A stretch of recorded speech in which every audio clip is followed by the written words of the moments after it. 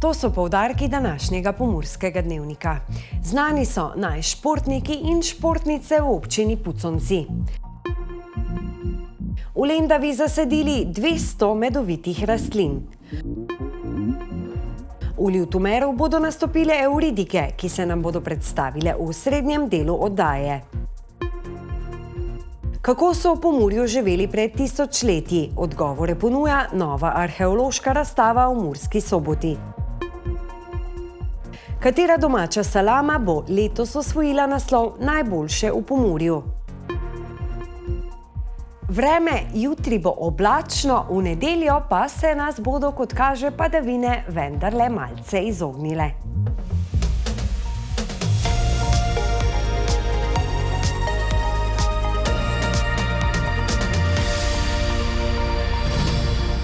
Cenjene gledalke in gledalci, še zadnjič v tem tednu vas lepo pozdravljamo v naši družbi, v družbi Pomurskega dnevnika. Občina Puconci je sinoči počastila svoje najboljše športnike in ekipe za dosežke v letu 2024. Na slovesnosti so izpostavili mlade talente, vrhunske tekmovalce in tiste, ki športom navdihujejo skupnost. V Puconcih so sinoči podelili priznanja za športnike in športne dosežke leta 2024. Občina je izpostavila posameznike in ekipe, ki so se izkazali s svojimi dosežki, predanostjo in vztrajnostjo v različnih športnih panogah. Ne le vrhunski šport, mi smo ena izmed občin, ki se lahko pohvalimo, da nam kar 3 klubi nastopajo v najvišjem nivoju državnega tekmovanja. Ponosni in veseli smo lahko tudi na rekreativni šport. Občinska zveza klubov malega nogometa šteje v A in B ligi, mislim, da 24 ekip.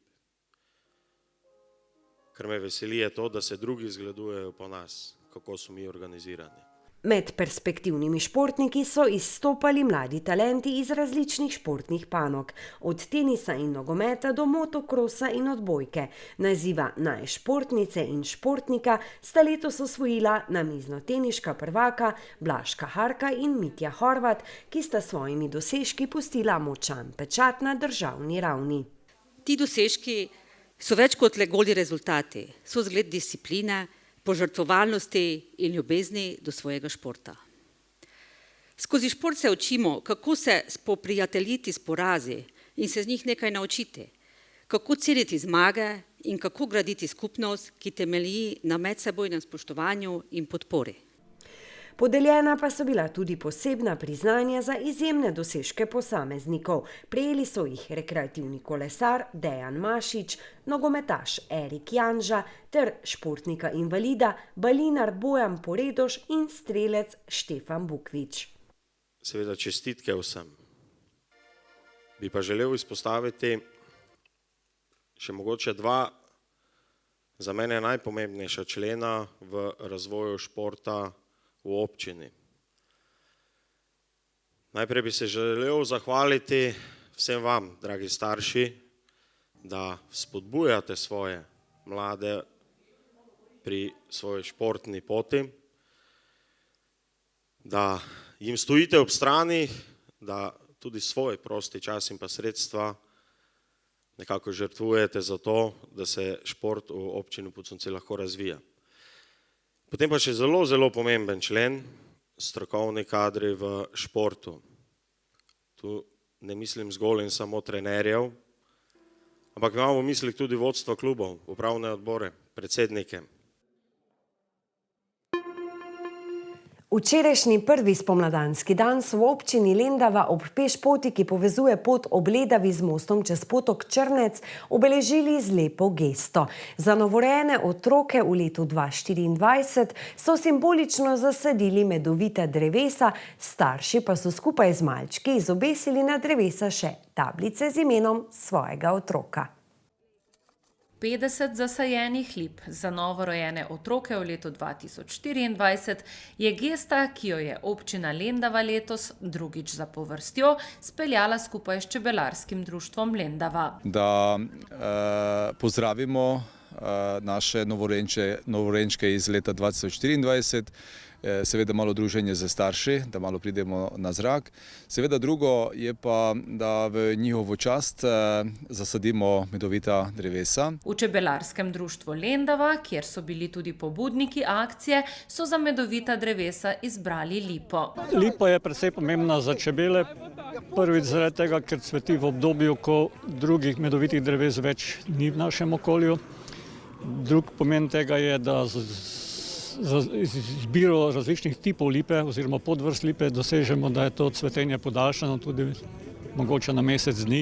Občina Lendava si je že od leta 2019 zadala težnjo, da postane občina zelene prihodnosti. In sicer leta 2024 smo dobili tudi naziv najprijaznejša občina, v lanskem letu smo pa drugi v državi, tako da gremo po pravi poti očitno. In da so na pravi poti, potrdijo tudi mladi starši. Nama mislim, da to pomeni kar veliko, zato ker smo se tudi vrnili v Lendavo iz Ljubljane in se mi zdi, da še en pečat tukaj pustimo, čeprav so oba Lendavčana starša.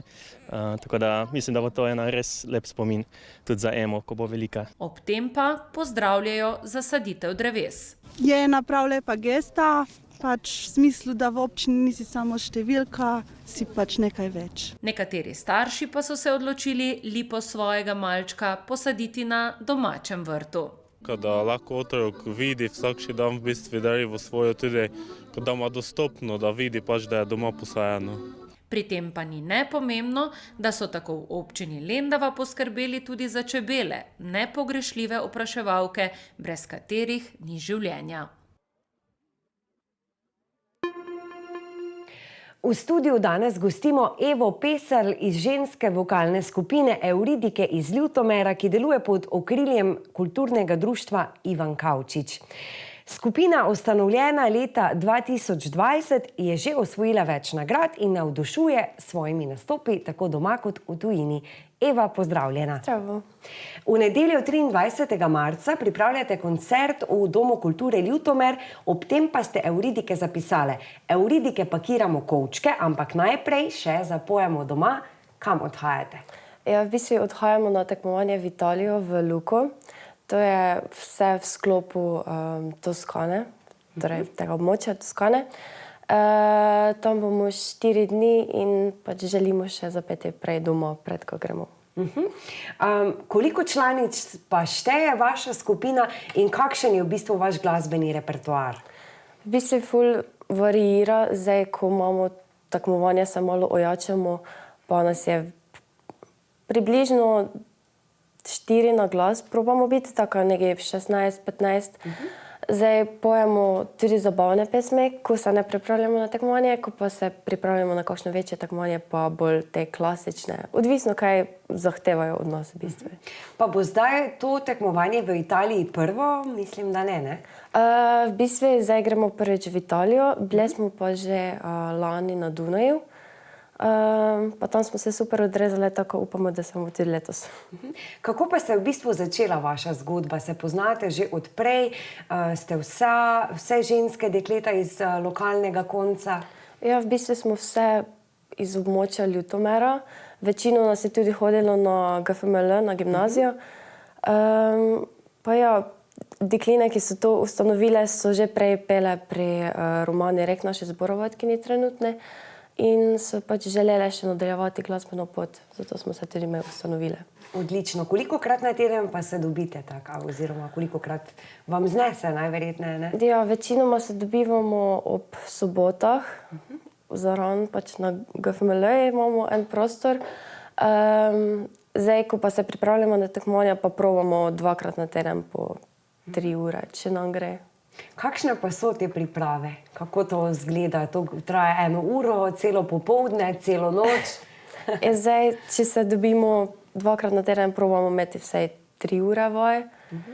Zdaj je res, da smo me ful živahne, tako od teh 3 ur mogoče glih 2 uri pojemo.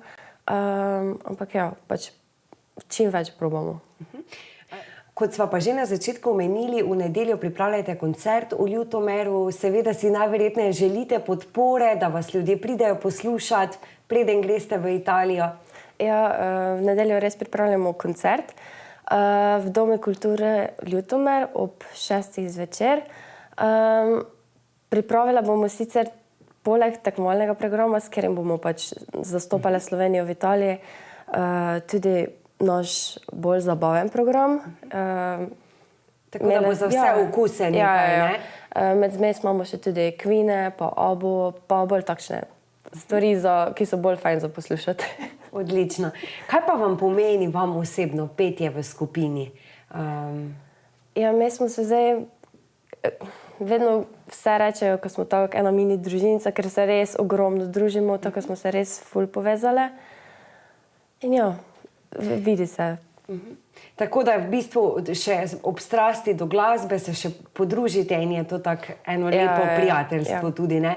Hvala, Eva, da ste se oglasili pri nas. Seveda pa vam želimo obilo uspeha na tekmovanju in da zasedete čim boljše mesto. Hvala.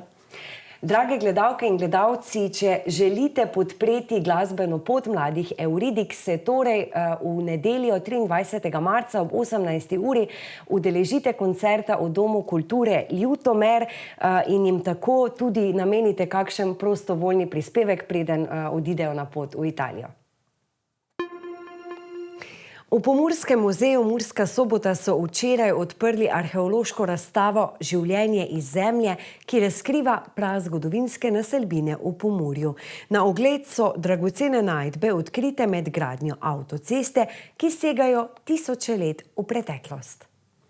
Včeraj je luč sveta ugledala razstava Življenje iz zemlje, v kateri je predstavljenih več kot 400 arheoloških najdb, ki so jih odkrili med gradnjo avtoceste v Pomurju.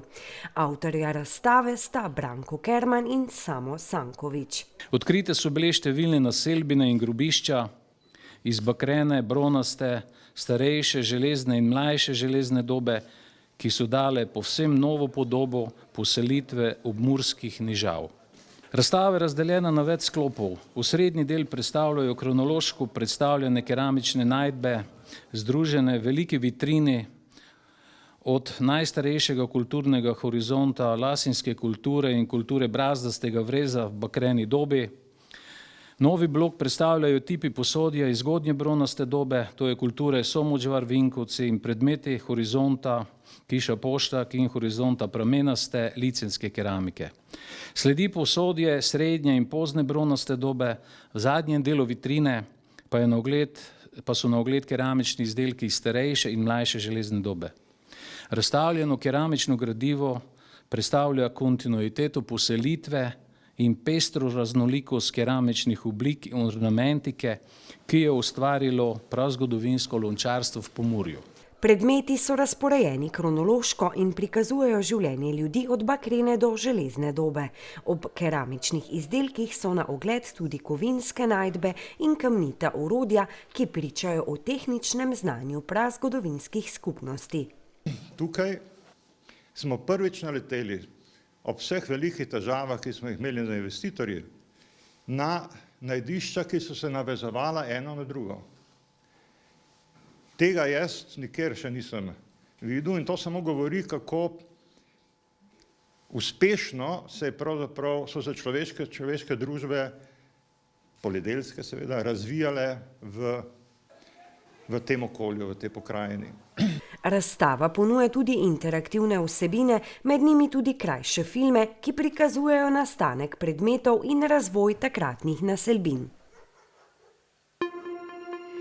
V Radencih se je včeraj začela 29. pomurska salamijada, kjer strokovna komisija ocenjuje domače suhe salame iz različnih regij. Ocenjevanje se je nadaljevalo tudi danes, vrhunec dogodka pa bo jutri, ko bodo razglasili najboljše izdelovalce suhe salame v Pomurju. Včeraj in danes je v Radencih potekalo strokovno ocenjevanje vzorcev, ki so jih na 29. pomursko salamijado prinesli ljubiteljski izdelovalci domačih suhih salam. Skupaj je na ocenjevanje prispelo 47 vzorcev iz Pomurja, Štajerske in Dolenjske.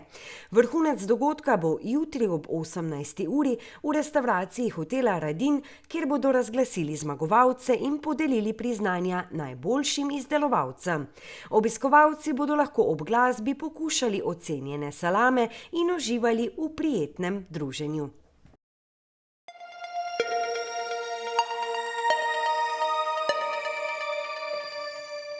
Kako pa v prihodnjih dneh kaže z vremenom? Ja, res, prihaja poslabšanje, vendar se ozračje ne bo bistveno ohladilo.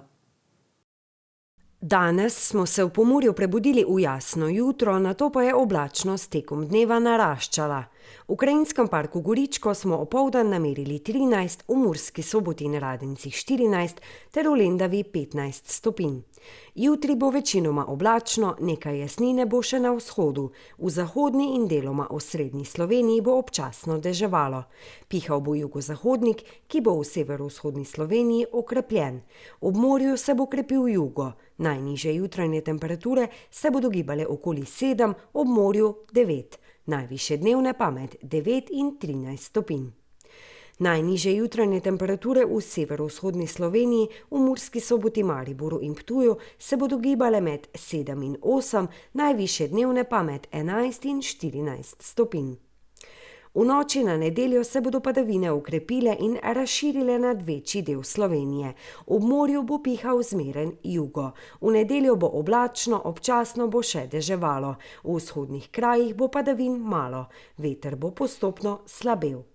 V noči na ponedeljek se bodo padavine spet okrepile in do jutra večinoma ponehale. Čez dan se bo jasnilo, možne bodo krajevne plohe.